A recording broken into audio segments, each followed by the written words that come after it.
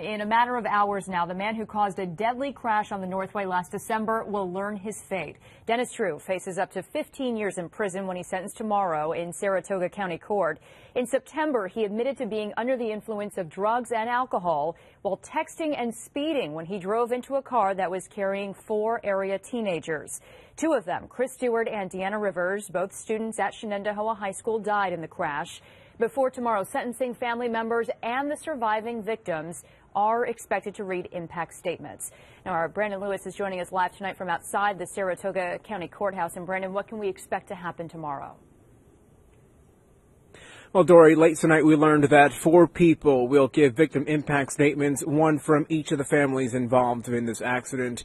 We've learned that they will likely talk about how their lives have changed since the accident and also get a chance to weigh in on sentencing. Dennis Drue will also have an opportunity to speak. Last week we caught up with some of the family members who were impacted, and we talked with them about what tomorrow means for them.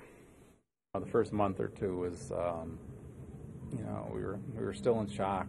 This time of year, during the holidays, is among the toughest for the Stewart family. And that's when the loss really sets in, when we're used to doing traditional type things. And so it has been a roller coaster.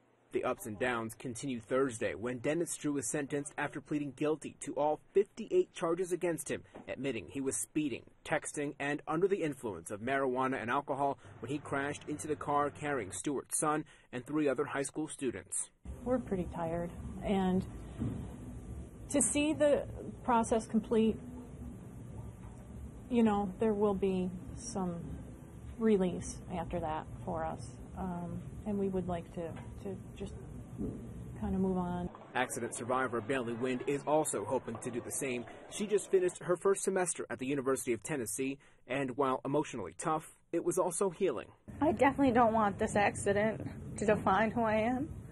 So I think getting away, going to school somewhere else where people don't know me, which I absolutely love. I love being able to go out and people not knowing my story or who, oh, that's Baily Wind.